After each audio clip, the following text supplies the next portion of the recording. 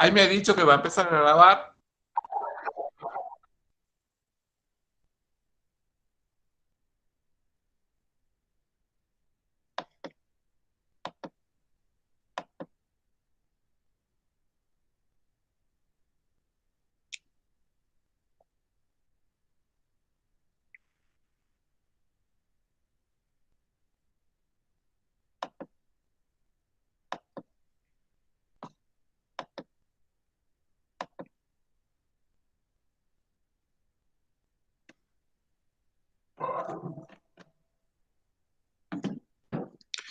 Buenos días, soy el doctor Alonso.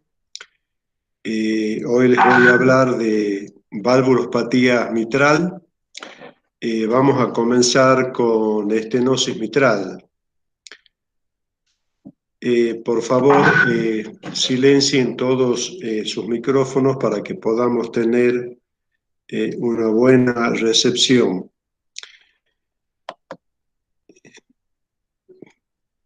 Desde el punto de vista de la etiología de la estenosis mitral, en nuestro país y en la mayoría de los países subdesarrollados, la causa más común de la estenosis mitral es la fiebre reumática.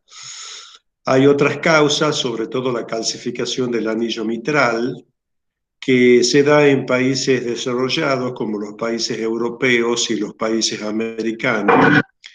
Fundamentalmente porque la fiebre reumática, como ustedes ya van a ver después en otras materias, posiblemente en infectología y posiblemente en microbiología, se caracteriza porque posteriormente a un proceso infeccioso de una angina pultácea por un estreptococo, aproximadamente a los 15-20 días del evento infeccioso, se produce una reacción antígeno-anticuerpo en el cual, como dice la literatura de clínica médica, lame las articulaciones y produce un daño o muerde el corazón. ¿Esto a qué se refiere? El paciente presenta, dentro de un proceso febril, un cuadro de dolores poliarticulares, pero primordialmente el daño se produce en el corazón, esencialmente a nivel valvular, con una gran predisposición para la válvula mitral y también para la válvula aórtica, que es otra de las causas de estenosis y de insuficiencia aórtica que lo vamos a ver en la próxima clase.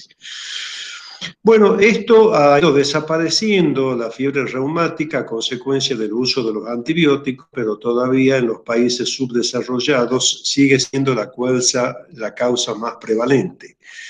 Y en los países desarrollados ha desaparecido en forma exponencial la fiebre reumática y la calcificación del anillo, que luego lo vamos a ver, es la causa que prevalece en aquellos países. La fiebre reumática se produce generalmente entre los 9 y 11 años, o sea, la edad escolar del niño, y luego se tiene un periodo silencioso de aproximadamente entre 1 a 2 décadas para luego hacerse manifiestamente clínicamente. O sea que tiene un periodo de casi 10 a 20 años totalmente asintomático. En algunos pacientes jóvenes se puede presentar un insulto reumático severo agudo con una estenosis mitral sintomática en forma muy precoz, pero que no es lo común. Entonces, la presentación clínica clásica, luego de 1 o 2 décadas del insulto agudo, recién se hace manifiesto clínicamente el enfermo. Porque el proceso de la fiebre reumática va avanzando en forma lenta y progresiva y dañando silenciosamente las válvulas correspondientes. Tiene gran predilección por mujeres y fundamentalmente por mujeres jóvenes, por lo tanto esto va a ser una patología de la mujer y en su periodo fértil, porque es una mujer joven entre 25 y 30 años. Y en Estados Unidos, como en Europa, al haber cambiado la etiología, pasar de la fiebre reumática a la calcificación del anillo se da en pacientes de mayor edad, por eso se lo dice que es una enfermedad de los gerontes o de los viejos. Bueno, más allá de la etiología, que es muy importante para que ustedes vayan entrando en tema, Normalmente el área de la válvula mitral es entre 4 a 6 centímetros cuadrados, con lo cual la válvula mitral al abrirse y comenzar el periodo diastólico, la sangre fluye a 1 metro por segundo sin producir ningún tipo de trastorno desde el punto de vista fisiopatológico.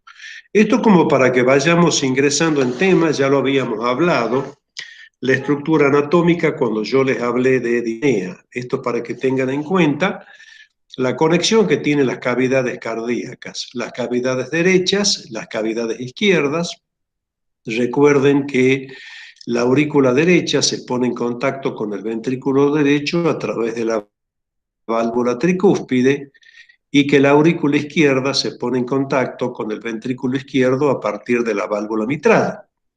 Y de allí que los dos grandes vasos, la arteria pulmonar y la arteria aorta, salen, la primera del ventrículo derecho y la segunda, la aorta del ventrículo izquierdo. Y que la conexión que tiene el ventrículo derecho y el ventrículo izquierdo son la sigmoidea pulmonar y la sigmoidea aórtica. O sea, de que nosotros tenemos 4 válvulas, las válvulas auriculoventriculares, que son la tricúspide y la mitral, y la válvula pulmonar y la válvula aórtica, que son la sigmoidea. Yo les había explicado que desde el punto de vista fisiológico, el corazón tiene un íntimo contacto con los pulmones. Recuérdense en que el retorno venoso se producía a través de todo el sistema venoso de miembros inferiores, hígado supropático y que fundamentalmente a la aurícula derecha a través de las venas cavas, la vena cava superior y la vena cava inferior. Este proceso trae sangre venosa sin oxigenar que ingresa a través de la aurícula derecha, se abre la válvula tricúspide, ingresa al ventrículo derecho y una vez que se abre la válvula pulmonar, a través de la arteria pulmonar, llega a través del capilar pulmonar al alveolo para producir la hematosis. Recuérdense de que la hematosis era un proceso pasivo en el cual el capilar pulmonar toma el oxígeno que se encuentra en el alveolo. ¿Cuál es el fundamento? Una vez de que se ha oxigenado la sangre venosa a través de las vénulas pulmonares que van aumentando en tamaño, desembocan en las venas pulmonares a nivel de la aurícula izquierda para ingresar al ventrículo izquierdo a través de la apertura de la válvula mitral, sangre oxigenada. Y una vez que la sangre oxigenada está en el ventrículo, se abre la válvula aórtica y la aorta es la encargada de llevar sangre oxigenada a todo el organismo. Esto es importante porque entre apertura y cierre de las válvulas, ya lo vamos a ver en fisiopatología, ustedes van a comprender la semiología que tiene una íntima relación a la fisiopatología que les voy a explicar posteriormente. Entonces ustedes fíjense, la válvula mitral normalmente se abre en diástole y se cierra en sístole. La fiebre reumática que ha producido produce un trastorno estructural en la válvula mitral, la daña, la altera. Por lo tanto, la apertura diastólica que tiene la válvula mitral se ve totalmente restringida. Y al estar restringida la apertura de la válvula mitral, el llenado diastólico que se produce cuando se produce la apertura de la válvula mitral se va a ver seriamente comprometido para llenar el ventrículo izquierdo. Entonces, si yo tengo acá ventrículo izquierdo y tengo aurícula izquierda, ustedes fíjense en que el proceso fisiopatológico va a ser en la aurícula izquierda fundamentalmente, y el ventrículo izquierdo va a estar perfectamente conservado en su función y en su diámetro. O sea que desde el punto de vista fisiopatológico, la estenosis mitral se comporta como una patología retrógrada. ¿Qué quiere decir? Al remodelarse, al aumentar el diámetro de la aurícula izquierda por el esfuerzo que tiene que hacer para producir el fenómeno diastólico en una válvula totalmente estrecha y alterada, se comienza a aumentar el tamaño de la aurícula izquierda. Este tamaño de la aurícula izquierda, que se llama la remodelación de la aurícula izquierda, trae aparejado un aumento de presión de la aurícula izquierda. Y habíamos dicho que la aurícula de las venas pulmonares estaba íntimamente conectado con el capilar pulmonar. Entonces ustedes fíjense, si el paciente con el transcurso del tiempo va aumentando el diámetro de la aurícula izquierda, va aumentando la aurícula izquierda en forma retrógrada, va a ir impactando en el sistema de venocapilar pulmonar, produciendo a largo plazo una hipertensión pulmonar secundaria. Y esto altera esencialmente que la hematosis, yo les había dicho cuando hablábamos en la diapositiva anterior, de la relación que tenía la sangre cuando salía del ventrículo derecho e ingresaba en la arteria pulmonar de producir la hematosis. ¿Qué era la hematosis? La captación por difusión del oxígeno que se encuentra en el alveolo a nivel del capilar pulmonar. Si yo tengo la estenosis mitral, que en forma lenta y progresiva va aumentando el diámetro y la presión a nivel de la aurícula izquierda, esto repercute en el sistema venocapilar de tal forma que el capilar pulmonar, en vez ahora de captar el oxígeno que se encuentra en el alveolo, se produce una difusión de sangre o líquido del capilar al alveolo y se altera totalmente la hematosis. Vamos a ver que esta es la fisiopatología de uno de los síntomas más importantes que tiene la estenosis mitral, que luego lo vamos a dar. Esta dilatación de la aurícula izquierda, a largo plazo y en forma lenta y progresiva, es la causa de una arritmia que normalmente acompaña a la estenosis mitral severa, que es la fibrilación auricular.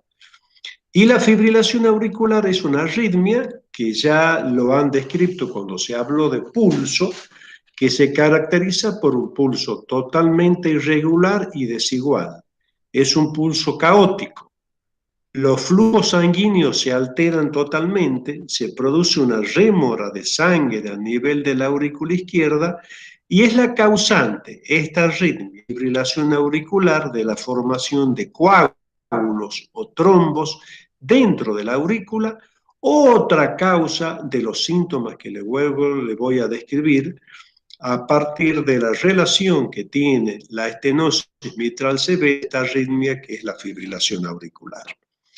Entonces, esto para que a ustedes le quede claro, la fiebre reumática que se ha producido en edad escolar pasa un tiempo de 15 a 20 años totalmente asintomática el paciente, pero que se va produciendo las alteraciones anatómicas por la alteración estructural que tiene la válvula mitral, que no se puede abrir total y correctamente durante la diástole. Y es la causante de todos los mecanismos fisiopatológicos que yo les acabo de explicar.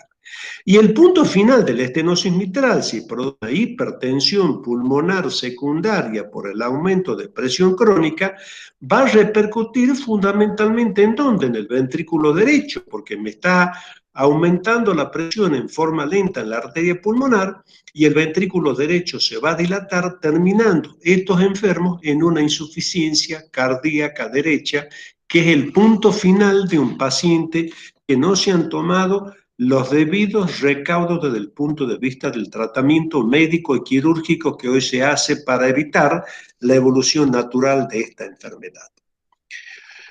Entonces esto es importante para que ustedes recuerden. Acá hemos graficado todo lo que yo les acabo de explicar, o sea, la relación que tienen las cavidades derecha, las cavidades izquierda, ¿con quién? Con el sistema pulmonar. Habíamos dicho que a través de la vena cava superior, vena cava inferior, ingresaba sangre venosa a la aurícula derecha, pasaba al ventrículo derecho, la sangre venosa por la arteria pulmonar desemboca en el capilar pulmonar, acá se encuentra el alveolo, el capilar pulmonar capta el oxígeno que se encuentra en el alveolo y luego por las venas pulmonares va a desembocar en aurícula izquierda, posiblemente posteriormente en el ventrículo izquierdo, para luego a través de la aorta distribuirse la sangre por todo el organismo. Entonces, ¿cuál es el tema? Habíamos dicho que el paciente que tiene una estenosis mitral, ¿cuál es el tema? La válvula mitral no se abre en diástole. Entonces, ¿qué es lo que se produce? Una gran remodelación y aumento de diámetro y de presión en la aurícula izquierda que va a repercutir a través de las venas pulmonares en el sistema capilar pulmonar. Este aumento de presión del capilar pulmonar va a captar parcialmente oxígeno y va a pasar parcialmente líquido del capilar al alveolo, produciendo uno de los síntomas importantes que luego le voy a describir.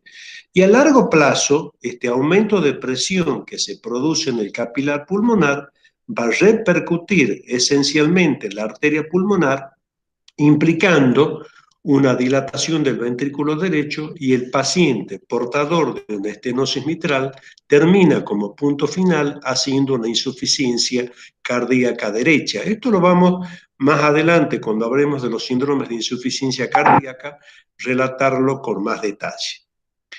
Entonces, la fibrilación auricular es sinónimo de trombos, sinónimos de embolia. ¿Y por qué se produce? Porque la dilatación de la aurícula izquierda produce un trastorno en la difusión del estímulo desde la aurícula izquierda al ventrículo izquierdo, se produce un pulso totalmente caótico y es el que lleva a esta arritmia, que es sinónimo de trombo, y el trombo es sinónimo de embolia, uno de los mecanismos sintomáticos más importantes que tiene esta valvulopatía. Un tema para que ustedes recuerden: estas son curvas de presión-volumen en el cual se ve la curva de la presión del aurículo izquierdo y la curva de la presión de la aurícula izquierda. A medida que la frecuencia cardíaca aumenta, disminuye el periodo distólico y hace que aumenten las presiones a nivel de la aurícula izquierda. Entonces, aquel paciente que tiene un aumento franco de frecuencia cardíaca, la sintomatología se va a exacerbar. Entonces, acá tengo en el medio un paciente que está con taquicardia y con una medicación correspondiente disminuye la frecuencia cardíaca y francamente disminuye la sintomatología, porque la presión en la aurícula izquierda ha disminuido. Entonces, para que tengan en cuenta, paciente que tiene una taquicardia, o sea, un aumento de su frecuencia cardíaca, va a producir una exacerbación de la sintomatología en este grupo particular de enfermos. Entonces, de acuerdo a lo que yo les acabo de explicar de la fisiopatología, ¿qué dijimos? La válvula mitral alterada estructuralmente por la fiebre reumática, que ha ido en forma lenta y progresiva durante 10 a 20 años, alterando la estructura de la misma, la válvula mitral no se puede abrir correctamente en diástole, produce un aumento de presión en la aurícula izquierda que repercutía en el sistema capilar, y por último, a nivel del corazón derecho, llegando a producir como punto terminal una insuficiencia cardíaca derecha. De la fisiopatología surge la sintomatología particular que tienen los enfermos portadores de estenosis mitral. O sea, es una enfermedad disneizante, hemoptizante, palpitante y embolizante. ¿Por qué es una enfermedad disneizante? Por lo que les acabamos de explicar. El aumento de presión producido a nivel del sistema capilar hace que se trasvase sangre del capilar al alveolo. Y como yo ya les expliqué en disnea, recuerdan que la presentación de un paciente que tiene disnea por una estenosis mitral es la disnea en forma lenta y progresiva, relacionado con los esfuerzos, que nosotros la dividíamos en disnea de grado 1, grado 2, grado 3 y grado 4, que estaba relacionado a los máximos esfuerzos, medianos esfuerzos, mínimos esfuerzos y aún en reposo. Y entonces esto se debe a la disnea fundamentalmente por la alteración de la hematosis a consecuencia del franco aumento de la presión en el capilar pulmonar, por la alteración, la remodelación y el aumento de tamaño de presión en la aurícula izquierda. Y el paciente puede tener también fatiga, porque la fatiga está relacionado, disminuye el pasaje de sangre de aurícula a ventrículo izquierdo y por lo tanto el volumen minuto puede disminuir. Disminuye el volumen minuto y el paciente puede tener fatiga que puede ir acompañado de la disnea. ¿Qué era hemóptisis? Esto ya lo vamos a ver y ya se lo ha señalado cuando hemos hablado de los síntomas y signos del aparato respiratorio. Es la expectoración o la salida de sangre a través del aparato respiratorio y de la boca, fundamentalmente acompañado de tos, y hemóptisis es la sangre proveniente del aparato respiratorio, que tenemos que hacer el diagnóstico diferencial con la hemetemesis, que es la sangre proveniente de la expectoración de la boca cuando viene del aparato digestivo. Entonces, ¿por qué se produce la hemóptisis? Porque hay ruptura de pequeños vasos a consecuencia de la hipertensión pulmonar y el paciente expectora sangre, generalmente precedido de tos. Y es una sangre roja, rutilante. ¿Por qué? Porque viene del aparato respiratorio, de los pequeños vasos que se rompen y vasos que están mezclados o combinados de sangre con el aire proveniente de los alveolos. ¿Por qué las palpitaciones y por qué la embolia? La palpitación es la manifestación sintomática de la fibrilación auricular. La fibrilación auricular, a ustedes el paciente le va a relatar que tiene palpitaciones, que son pequeños golpes que tienen en el pecho en el cual el paciente lo relata. ¿Cómo lo voy a detectar a esa palpitación que proviene de una fibrilación auricular? Simplemente tomando el pulso. El pulso va a ser totalmente irregular y desigual. El pulso caótico, que esto ya ha sido relatado cuando se habló de la clase de pulso. ¿Y por qué es embolizante? La fibrilación auricular tiene la particularidad, por la alteración de un pulso totalmente caótico, de favorecer la formación de coágulos o trombos en la aurícula izquierda, y esos trombos pueden pasar de la aurícula izquierda al ventrículo izquierdo y por la aorta distribuirse. ¿A dónde? Al sistema cerebral, producir un accidente cerebrovascular o puede ser una embolia periférica, una embolia renal.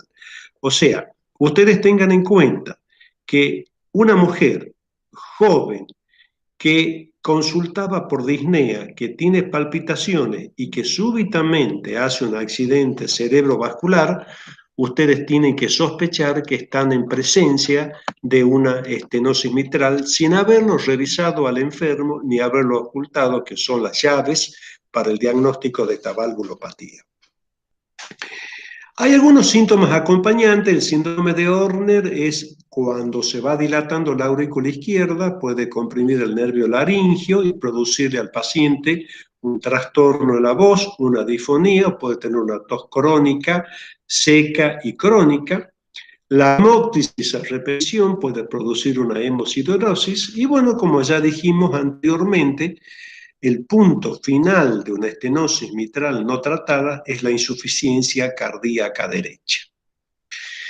Desde el punto de vista del examen físico, ¿qué me puede aportar el examen físico del aparato cardiovascular? Recuerden ustedes que desde el punto de vista de la semiotecnia del aparato cardiovascular, tenemos un protocolo que tenemos que cumplir: la inspección general, el pulso, la presión, inspeccionar el cuello, inspeccionar y palpar la región precordial y por último la auscultación. La auscultación de los ruidos normales, de los ruidos agregados y cómo están los silencios, cómo está la sístole y cómo está la diástole. En la inspección general me llama la atención la fascia de Corvirsat. ¿Qué es la fascia de Corvirsat? Es una mujer joven, generalmente de fascia delgada, pómulos salientes, que tiene un color de tipo aceituna y a veces cuando el proceso va avanzando, cianótico verdínico, porque puede haber una cianosis acompañante y el paciente que hace una insuficiencia cardíaca derecha hace una congestión hepática y el color de las facies puede cambiar. Desde el punto de vista de la palpación del choque de la punta, es un choque de la punta valvular, o sea, palpan un choque de la punta a nivel del cuarto espacio intercostal, en el cual por el primer ruido que está francamente aumentado de intensidad, palpan más que el choque en sí, palpan el primer ruido que está a la altura del cuarto espacio intercostal a la altura de la línea medioclavicular. Y el latido sagital, que ustedes lo van a demostrar con la maniobra de Dressler, colocando el talón en el tercer o cuarto espacio intercostal, es un latido postero-anterior por la hipertrofia y dilatación del ventrículo derecho en aquellos pacientes que ya tienen una estenosis mitral severa, con una hipertensión pulmonar secundaria y dilatación del ventrículo derecho. Y tienen un frémito diastólico, que es el frémito, es la sensación palpable de un soplo. En este caso, el soplo, ya lo vamos a ver, es un soplo diastólico.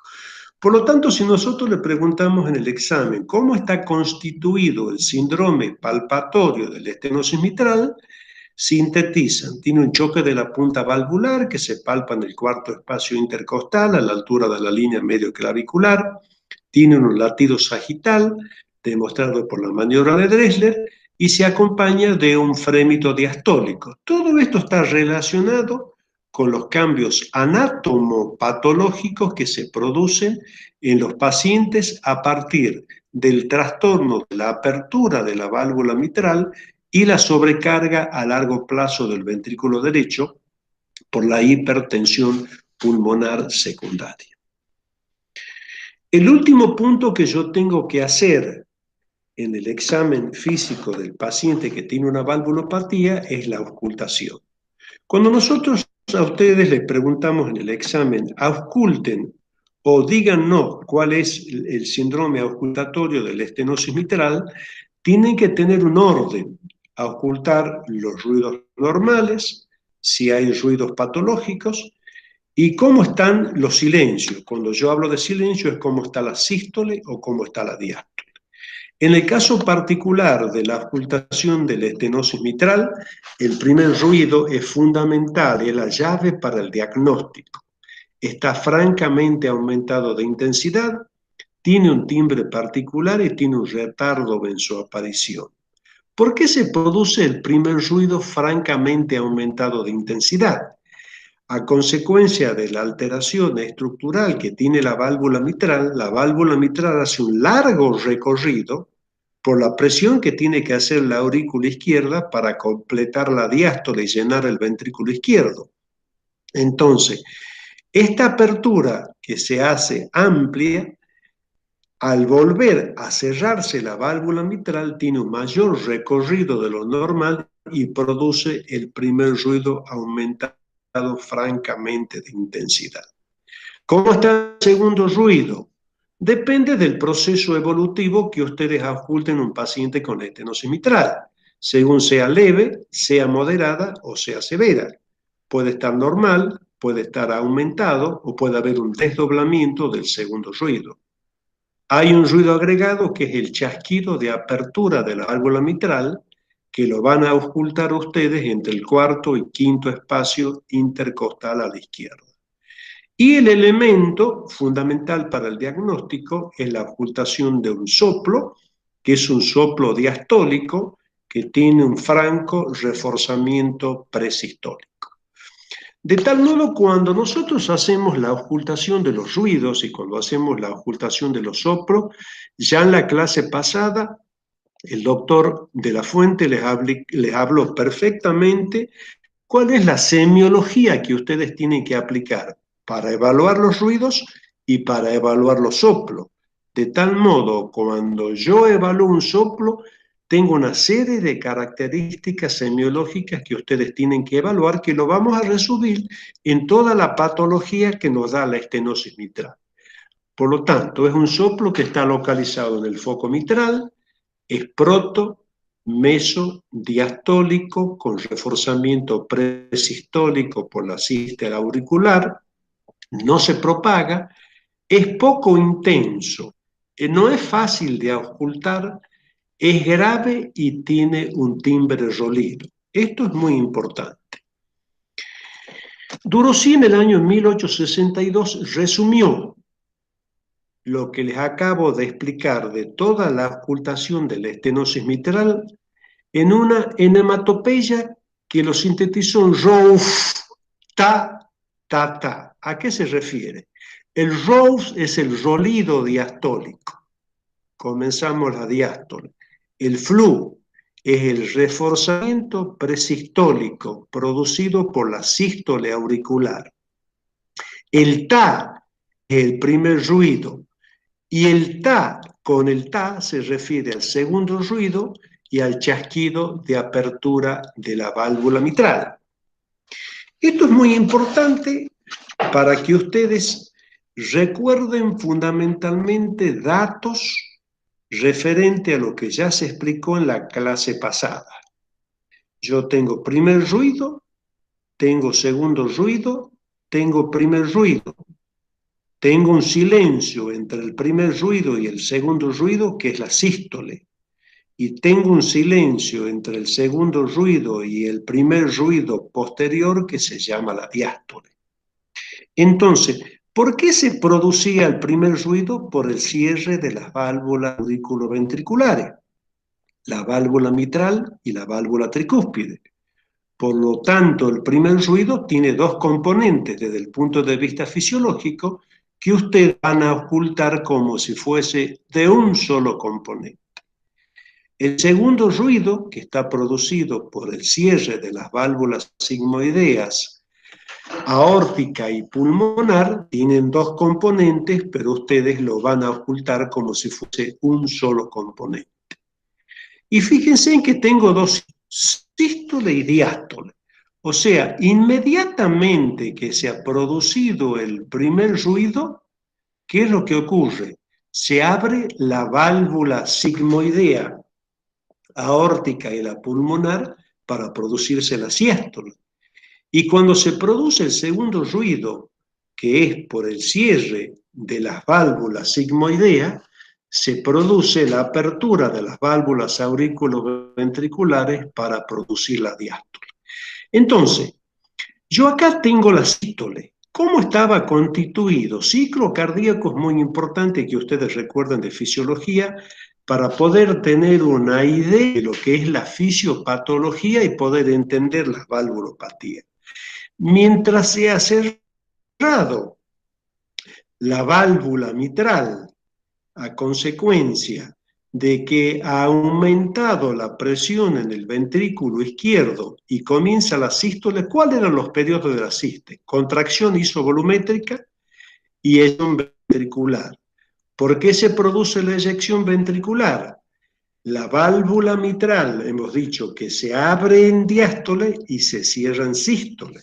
Entonces, al cerrarse la válvula mitral y producirse el primer ruido, inmediatamente se produce la eyección del ventrículo izquierdo por la apertura de las válvulas sigmoideas.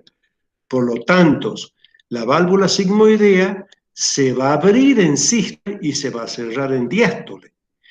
Entonces, cierra la válvula aórtica y la válvula pulmonar.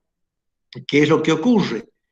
La sangre que ha estado llegando por el retorno venoso produce la apertura de la válvula mitral en diástole y la relajación isovolumétrica, periodo de lleno rápido, periodo de lleno lento, y la última parte de la diástole es la sístole auricular para completar el llenado ventricular.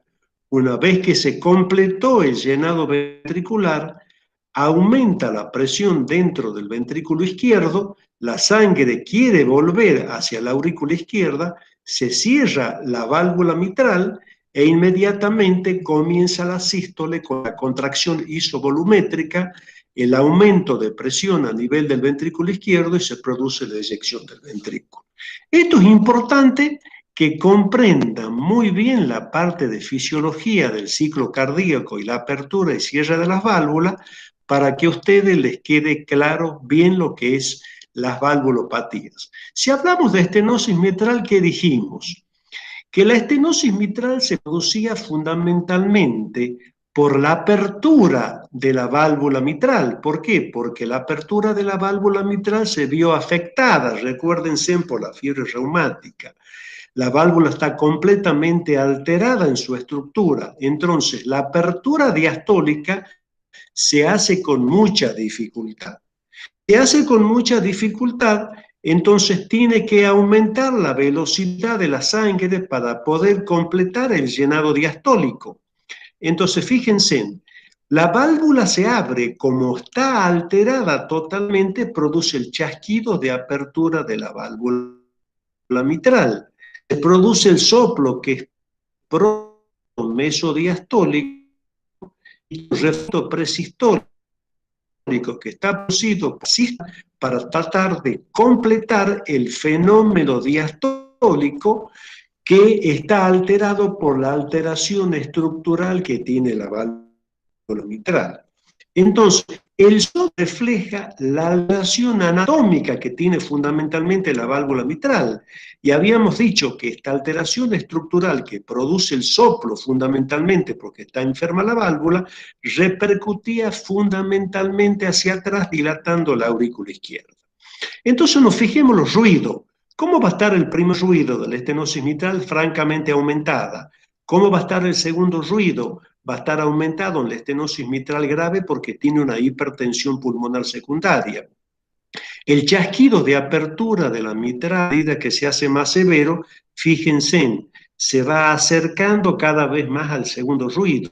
Y el soplo tiene esta característica de ser protomesodiastólico con reforzamiento presistólico para tratar de completar el llenado ventricular. Entonces, cuando yo tengo una estenosis mitral, me tengo que poner en el escenario esencial de que es una válvula que va a ser retrógrada. ¿Qué significa? Un ventrículo izquierdo pequeño, una válvula mitral completamente alterada en su estructura, una alteración en la apertura diastólica de la misma, una dilatación de la aurícula izquierda con aumento de presiones, repercutiendo esencialmente a nivel del sistema venocapilar y modificando en largo plazo el ventrículo derecho y terminando el paciente en una insuficiencia cardíaca derecha. Hay otros soplos misceláneos que pueden acompañar a la estenosis mitral, como el soplo de Austin Flint, que ya lo vamos a ver en la clase que viene, que es un soplo relativo que se produce en la insuficiencia aórtica. La insuficiencia aórtica tiene la particularidad de que el flujo que repercute desde la aorta hacia el ventrículo izquierdo prácticamente actúa sobre la valva anterior de la mitral. Entonces, no es que la válvula está enferma, sino que el chorro de regurgitación de la insuficiencia aórtica se apoya en la valva anterior de la mitral, pidiéndole la apertura normal. El soplo de Graham-Still es producido por una insuficiencia pulmonar como consecuencia del proceso evolutivo natural que tiene la estenosis mitral repercutiendo en la cavidad derecha. El soplo de Karen-Cum lo pueden ustedes encontrar a veces en la fiebre reumática aguda, y la insuficiencia tercuspidia lo vamos a ocultar como consecuencia de la hipertensión pulmonar secundaria de la estenosis mitral y dilatación del ventrículo derecho. Si bien los exámenes con el tratamiento no es parte de tercer año, esto lo vamos a ver con detalle más en clínica médica, pero me ha parecido interesante mostrar algunos exámenes complementarios que hacen ante la sospecha diagnóstica que ustedes tienen y ya como futuros médicos ir haciéndose un análisis de qué cuestiones podemos pedir como para sospechar y concretar la sospecha que estamos ante una estenosis mitral. Lo que se pide generalmente y lo más práctico es un electrocardiograma, una placa radiográfica y el ecocardiograma, que nos da un aporte muy importante, ya lo vamos a ver. Bueno, el electrocardiograma en un paciente que tiene una estenosis mitral leve, lo que se puede observar al principio es simplemente, acá está con ritmo sinusal, y se observa que tiene una dilatación de la aurícula izquierda, que ya lo van a ver ustedes cuando vean el electro. Ya este es un paciente que tiene un electrocardiograma de una estenosis mitral severa, en el cual ya está acompañado por la arritmia característica de la estenosis mitral, que es la fibrilación auricular. Y la placa radiográfica vamos a ir viendo de que hay cambios de acuerdo al proceso evolutivo. Esto es una placa radiográfica de un paciente que tiene una estenosis mitral severa. Recién se está empezando a notar la rectificación del arco pulmonar por una estenosis mitral leve con pequeñas repercusiones en el circuito pulmonar. En este paciente ya es una estenosis mitral que es un poco más severa, en el cual ya se puede observar el arco de la pulmonar que está más marcado, y una congestión en los campos pulmonares por la hipertensión pulmonar secundaria. Y bueno, esto ya es un paciente que tiene una estenosis mitral severa con una mega aurícula muy importante y una dilatación muy importante de la arteria pulmonar, como ustedes pueden verla acá en este contexto. Evidentemente que el examen complementario que nos ayuda muchísimo es el ecocardiograma, el cual nos permite hacer el diagnóstico. Esto es una paciente que tiene una agresión reumática de la válvula mitral. Esta es otra forma del ecocardiograma, que es el ecocardiograma en modo M, que me confirma el diagnóstico. Y fíjense en las alteraciones que tiene las cámaras cardíacas.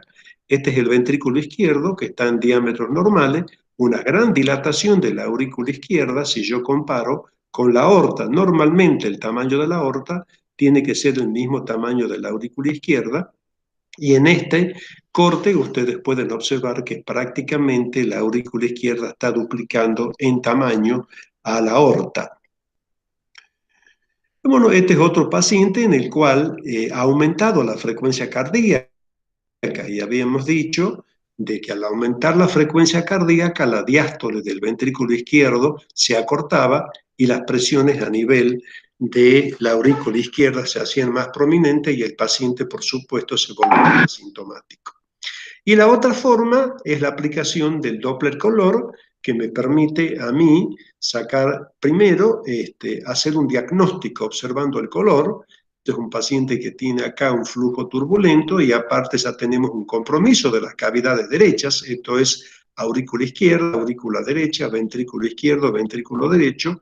Y este paciente con una insuficiencia tricuspidea es porque ya se ha producido una alteración muy manifiesta a nivel de las cavidades derechas, y uno puede medir algunas cuestiones relacionadas fundamentalmente a las presiones de las cavidades derechas para sacar algunos datos más fidedignos. Bueno, estas son algunas cosas que ustedes van a ver con más detalles, pero me parece interesante para que vayan entrando en tema cuando vean clínica médica el año que viene.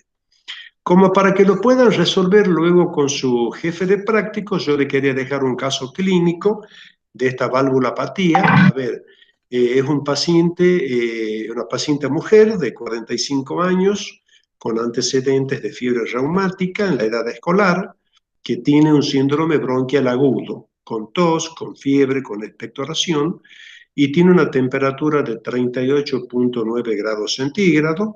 Tiene una disnea clase funcional 2, una frecuencia cardíaca de 130 latidos por minuto, y el pulso es irregular. Tiene un latido sagital, que lo han demostrado por la maniobra de Dressler, un choque de la punta polar dentro de la línea medio clavicular. Se oculta un primer ruido francamente aumentado de intensidad, un segundo ruido normal, un chasquido de apertura, un soplo diagnóstico, y en el electrocardiograma tenía un ritmo de fibrilación auricular. Para conversarlo con su jefe, preguntas a resolver: cuál es su presunción diagnóstica, a qué atribuye la aparición de los síntomas, qué examen complementario solicitaría. Bueno, como conclusión, la estenosis mitral es un fenómeno diastólico, ya lo hemos explicado.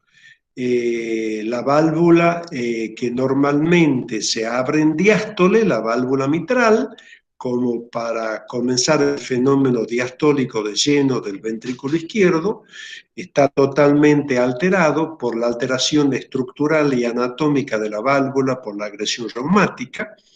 Entonces esto, en forma lenta y reposada, va produciendo una dilatación grave e importante de la aurícula izquierda, con francos aumentos de su presión y repercusiones en el circuito pequeño pulmonar, produciendo una hipertensión pulmonar, una claudicación del ventrículo derecho como punto final de esta valvulopatía, y el soplo que se ausculta es esencialmente diastólico. Bueno, vamos a pasar, como para ir terminando valvulopatías mitrales, a la insuficiencia mitral, que es la segunda valvulopatía que vamos a ver acá hoy en el día de la fecha.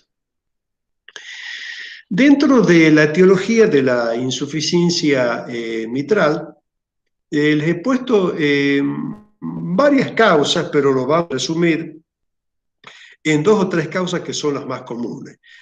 Una, la reumática, la degenerativa, el prolapso de la válvula mitral, y la que es bastante común son como secuelas de una cardiopatía isquémica. Cuando yo hablo de una cardiopatía isquémica crónica, es un paciente que tuvo una secuela de un infarto, pudo dejar tratado oportunamente en forma correcta, y queda con secuela, en el cual esta secuela le permite a la válvula mitral abrirse y cerrarse con total tranquilidad. Y la otra que van a ver bastante común son las insuficiencias mitrales secundarias a las miocardiopatías. Cuando yo hablo de miocardiopatías, estamos hablando de dilataciones importantes del ventrículo izquierdo, lo vamos a ver eso en la insuficiencia cardíaca sistólica, en el cual se dilató el ventrículo izquierdo, se dilata el anillo de la válvula mitral y eso produce un trastorno que es la causa, en este caso particular de miocardiopatías, de una insuficiencia mitral secundaria a la miocardiopatía. Cuando hablamos de insuficiencia mitral, ustedes tengan en cuenta desde el punto de vista anatómico, esto creo que ya lo han visto en anatomía y en fisiología y en histología. O sea, la válvula mitral es un aparato. ¿Qué significa? Tiene músculos, que son los músculos papilares, tiene cuerdas, que son las cuerdas tendinosas, y tienen 2 valvas. Tiene la valva anterior y la valva posterior.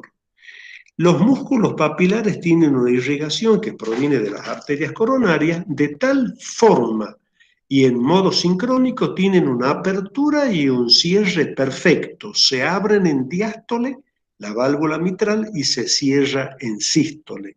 Perfectamente bien. Se abrían diástole para producir el lleno de la aurícula al ventrículo y cuando se comienza a eyectar el ventrículo izquierdo en la sístole, se cierra herméticamente para impedir el reflujo que puede haber del ventrículo izquierdo hacia la aurícula izquierda cuando comienza la eyección ventricular. Esto que quede claro. Válvula mitral se abre en diástole, válvula mitral se cierra en sístole. Ya dijimos en la clase anterior de que cuando hablamos de estenosis mitral es un fenómeno diastólico. Ahora vamos a hablar de insuficiencia mitral, que es un fenómeno esencialmente sistólico, por una mala coaptación, un cierre imperfecto, cuando comienza a producirse la sístole del ventrículo izquierdo y eyectar la sangre del ventrículo a la aorta. Esto es importante para que lo tengan en cuenta. Entonces, resumiendo la sintomatología, casi el 40 al 60% de las insuficiencias mitral son secundarias a un prolapso de la válvula mitral, por eso pongo acá mixomatosa, porque tiene una característica anatomopatológica muy particular, son válvulas mitrales laxas, de amplia apertura, con un trastorno en su cierre sistólico, y las isquémicas, porque la cardiopatía isquémica es la causa más común hoy en día en nuestro medio y en los países de patologías cardiovasculares. Y yo al tener una secuela de un infarto agudo de miocardio, queda alterado todo lo que le acabo de mostrar en la diapositiva anterior de la apertura y del cierre total de la válvula mitral. Y la otra que nos queda es la reumática, que ya les expliqué anteriormente cuando hablamos de estenosis mitral. Bueno, esto un poco repasando lo que vimos anteriormente. Se recuerdan las cámaras cardíacas, cavidades derechas, tienen la aurícula derecha, el ventrículo derecho, la arteria pulmonar, y tenemos la aurícula izquierda, tenemos el ventrículo izquierdo. La aurícula izquierda se pone en contacto a través de la válvula mitral con el ventrículo, y el ventrículo izquierdo se pone en contacto a través de la válvula sigmoidea aorta con la aorta, o sea, los dos grandes vasos, la pulmonar del ventrículo derecho y la aorta sale del ventrículo izquierdo. Entonces, ¿qué ocurre en la insuficiencia mitral? ¿Cuál es el mecanismo fisiopatológico fundamental que tiene esta válvula? Les acabo de explicar de que la válvula mitral se abre en diástole, se producía, se acuerda, en el periodo diastólico, periodo de lleno lento, lleno rápido, sístole auricular. ¿Cuál es el proceso fisiológico del llenado diastólico? El llenado diastólico produce una complacencia del ventrículo izquierdo de tal forma que hay una leve dilatación del ventrículo izquierdo. Recuerden ustedes la ley de Frank-Starling. El corazón se dilata ¿para qué? Para poner en funcionamiento las fibras de actinomioxina para producir la contracción ventricular. Se produce la contracción ventricular a partir, ¿se acuerdan ustedes de la curva de presión-volumen? O sea, el corazón se llena por el llenado diastólico, llega un momento que aumentan las presiones por la dilatación del ventrículo izquierdo, aumentan las presiones en el ventrículo izquierdo, abren la válvula aórtica y se produce eyección del ventrículo izquierdo. Cuando se abre la válvula aórtica, esta válvula, que es la válvula mitral, tiene que estar perfectamente cerrada. Es una compuerta, porque cuando aumenta la presión en el ventrículo izquierdo, sale sangre por la aorta, pero si esto no está cerrado herméticamente, va a volver sangre del ventrículo izquierdo hacia la aurícula izquierda. Es lo que pasa fundamentalmente en la insuficiencia. Entonces, hay un defecto parcial en la coaptación que tiene que ser hermética cuando comienza la eyección ventricular. Por lo tanto, se produce la eyección del ventrículo y parte del volumen está volviendo a la aurícula izquierda. ¿Esto qué va a traer como consiguiente? Yo tengo una eyección ventricular, pero está volviendo un residuo de sangre del ventrículo izquierdo hacia la aurícula izquierda. Por lo tanto, la aurícula izquierda, que ya está comenzando a llenarse por el retorno venoso que viene de las venas pulmonares, se va a encontrar con un mayor volumen de sangre. Y este mayor volumen de sangre va a pasar en la próxima diástole. De tal manera, por este mecanismo anormal, el ventrículo izquierdo y la aurícula izquierda van a manejar un volumen mayor y esto en forma lenta y reposada va a producir una dilatación del ventrículo izquierdo y una severa dilatación de la aurícula izquierda. Entonces, esto se hace en forma lenta y reposada. ¿Y cuál es la particularidad? Generalmente la dilatación de la aurícula izquierda es bastante importante. Tengo una mega aurícula a consecuencia de este reflujo anormal de ventrículo a aurícula. Actúa como amortiguador, esto ya lo vamos a ver más adelante con la sintomatología que tiene el enfermo. En síntesis, la insuficiencia mitral es una sobrecarga de volumen, que quiere decir el ventrículo izquierdo está manejando un volumen extra que ingresa en cada diástole por el reflujo que se produce en cada sístole del ventrículo a la aurícula por una mala coaptación. Hay un cierre imparcial, un cierre anormal en sístole de la válvula mitral. Como consiguiente y punto final, va a producir una dilatación importante del ventrículo izquierdo y una gran dilatación de la aurícula izquierda, que por muchos años actúa como amortiguador, impidiendo esa gran aurícula, a pesar de que tiene presiones aumentadas, que repercute en el sistema pulmonar. Es por lo tanto una valvulopatía que por muchos años puede estar totalmente asintomática. Este es uno de los ejemplos que yo le había explicado, que es común en los pacientes que tienen un prolapso de la válvula mitral. Es una válvula en la cual es redundante, es mixomatosa, y cuando comienza la sístole del ventrículo izquierdo, como no se cierra totalmente en forma hermética, está pasando sangre, refluye en cada sístole ventricular un poco de sangre del ventrículo izquierdo a la aurícula izquierda y es el mecanismo fisiopatológico que yo les acabo de explicar. Por lo tanto, yo voy a tener eyección del ventrículo y cuando se produce la eyección del ventrículo, pasa en forma automática un reflujo de sangre anormal de ventrículo a aurícula, dilatando ambas cámaras en forma lenta y reposada. Esto es lo que yo les acabo de explicar, lo que ustedes han visto en fisiología. Son las curvas de presión-volumen. ¿Qué significa?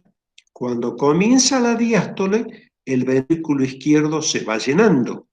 Periodo de lleno rápido, lleno lento y sístole auricular. Pero con una presión determinada que es la presión normal. El corazón se llena, tiene una presión normal y al tener una presión normal, la presión de fin de diástole no repercute ni en la aurícula ni en el sistema pulmonar y el paciente no tiene ningún tipo de sintomatología. ¿Qué es lo que ocurre en un paciente que tiene insuficiencia mitral? Dijimos, la válvula se abre normalmente en diástole, se produce la relajación isovolumétrica, lleno rápido, lleno lento, sístole auricular. ¿Qué cuando se llena? Se llena el ventrículo izquierdo, aumenta la dilatación del ventrículo izquierdo, se pone en funcionamiento la ley de Frank-Starling, activa la actina y miosina y se produce la contracción del ventrículo izquierdo por la apertura de la válvula sigmoidea.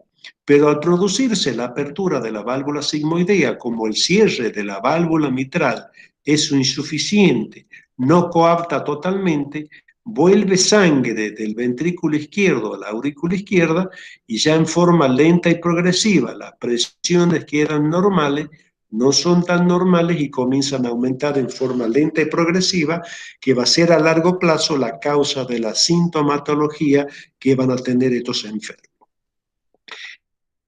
Entonces, desde el punto de vista histórico, la insuficiencia mitral por una coaptación imperfecta en el cierre sistólico de la válvula mitral, fluye sangre de ventrículo izquierdo a aurícula izquierda en la eyección sistólica ventricular. Por lo tanto, es una sobrecarga volumétrica diastólica del ventrículo izquierdo. Está manejando un volumen diastólico mayor.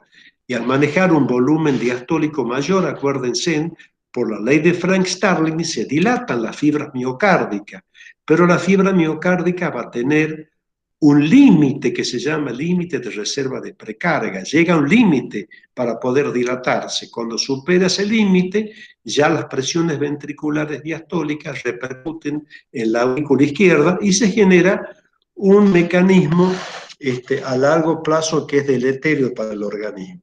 ¿De qué va a depender esta sobrecarga de volumen? Del volumen que regurgita, o sea, de la cantidad de sangre que está pasando del ventrículo izquierdo a la aurícula izquierda en cada sístole. Del orificio de regurgitación, o sea, la válvula mitral se abrió en diástole, pero se ha cerrado en forma incompetente. Cuanto mayor sea ese orificio que se ha producido por el cierre anormal de la válvula, mayor será la cantidad de sangre que pase de ventrículo izquierdo, aurícula izquierda. Y el volumen diastólico va a impactar, ¿se acuerdan de fisiología, de la ley de Frank-Starling?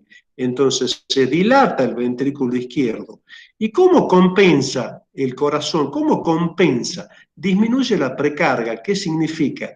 Al disminuir la precarga es que hay una mayor vasodilatación para poder facilitar la salida de sangre que es mayor que lo normal. Y la aurícula izquierda se comienza a dilatar. La dilatación es lenta, es reposada y va amortiguando las presiones en la aurícula izquierda para que no repercutan en el pequeño circuito pulmonar y el paciente tenga uno de los síntomas que ya vamos a ver, que es la parte terminal de la enfermedad, que es la disnea. Entonces, en síntesis, desde el punto de vista del oficio patológico, acá el fenómeno sistólico, ¿por qué? Porque la válvula mitral que se tiene que cerrar herméticamente en sístole se cierra parcialmente por un defecto. Ya dijimos las causas. Entonces, tanto el ventrículo izquierdo como la aurícula izquierda manejan un mayor volumen y a largo plazo se termina dilatando severamente el ventrículo izquierdo, se termina dilatando severamente la aurícula izquierda y serán las causas de las manifestaciones clínicas, semiológicas y semiotécnicas de esta valvulopatía. Y hay también insuficiencias mitrales agudas que tienen distintos mecanismos fisiopatológicos. ¿Quién puede tener una insuficiencia mitral aguda? Se puede romper la válvula por un proceso infeccioso, como la endocarditis bacteriana. Se puede romper la válvula como complicación de un infarto agudo de miocardio. Entonces, habíamos dicho que en la insuficiencia mitral crónica hay un proceso de dilatación del ventrículo izquierdo y de la aurícula izquierda en forma lenta, y que la aurícula izquierda va tolerando ese volumen porque actúa como un amortiguador. El paciente que tiene una insuficiencia mitral aguda no me dio cambio a estas modificaciones. Tengo un ventrículo izquierdo pequeño, tengo una aurícula izquierda pequeña y vuelve una cantidad excesiva de sangre que no tiene por qué tener válvula mitral, y el paciente aumenta francamente sus presiones en aurícula izquierda y el paciente hace un edema agudo de pulmón, que yo ya lo expliqué en disnea, que es una disnea paroxística nocturna de origen cardiovascular, que si yo no lo soluciono, el paciente puede ovitar. Entonces, desde el punto de vista sintomático, el síntoma esencial, pero a largo plazo, esta es una valvulopatía que tiene una serie de mecanismos que lo protege al sistema cardiorrespiratorio. Pero el punto final, cuando no le dimos una solución quirúrgica al enfermo en el momento oportuno, el paciente comienza con sensación de falta de aire, disnea, que va a tener la particularidad que es la disnea de los pacientes crónicos, grado 1, grado 3, grado 4, y está relacionado con la presión capilar que está aumentada. La fatiga la va a tener por la disminución del gasto cardíaco y puede tener palpitaciones porque esta dilatación importante de la aurícula izquierda lo va a hacer terminar al enfermo en una fibrilación auricular como aquella arritmia que acompañaba la estenosis mitral. Desde el punto de vista del examen físico, ¿qué me puede aportar? A ver, primero tomemos el pulso al paciente. Va a tener el pequeño martillo de agua. ¿Qué es el pulso en pequeño martillo de agua? Es un pulso pequeño y céler. ¿Qué quiere decir? ¿Por qué es pequeño? Está disminuido la amplitud del pulso, porque parte del volumen de sangre que tiene que ser eyectado en la sístole a la aorta refluye a la aurícula izquierda.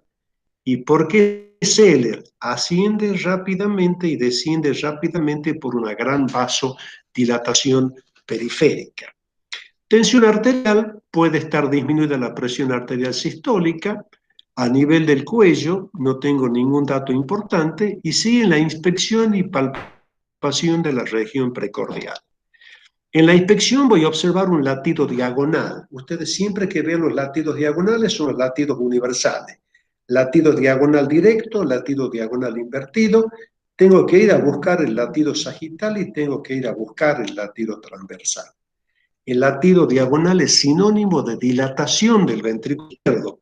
Y ya les expliqué, por la sobrecarga de volumen, el ventrículo izquierdo va aumentado de tamaño. Y palpo un choque de la punta. Lo van a palpar en el quinto, sexto espacio intercostal por fuera de la línea medio clavicular, que va de la mano del latido diagonal que he observado previamente. Los dos son datos de la dilatación importante del ventrículo. Y eso que lo vamos a describir luego con todas las características semiotécnicas, es un soplo sistólico. A veces se describe un soplo raro, que es el soplo de una carditis reumática de Cara-y-Cum, que es un soplo mesodiastólico, pero que en la práctica clínica no es tan frecuente. De todos modos, ¿cuáles son las características del soplo? Yo siempre que les hablo de soplo, tenemos que hacer la semiología del soplo. Está localizado en el foco mitral, es holosistólico. Dentro de la sístole y dentro de la diástole, nosotros dividimos los fenómenos en proto, meso, tele. Holo, ¿qué quiere decir?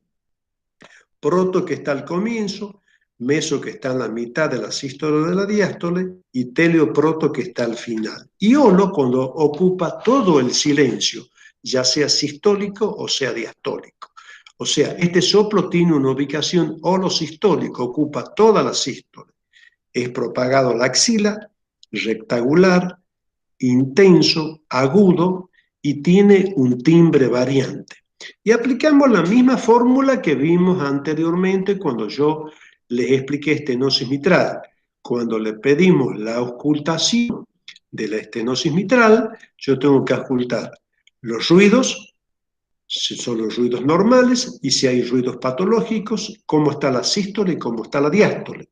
Si yo tengo un paciente que tiene primer ruido normal, segundo ruido normal, sístole y diástole no tienen soplo, yo esto lo voy a transcribir en la historia clínica, primer y segundo ruido conservado, silencios libres. Estoy transmitiendo la historia clínica que tanto el primer ruido como el segundo ruido están perfectamente normales y que no hay soplos ni en la sístole ni en la diástole. Ahora vayamos a ver qué ocurre en una insuficiencia mitral grave.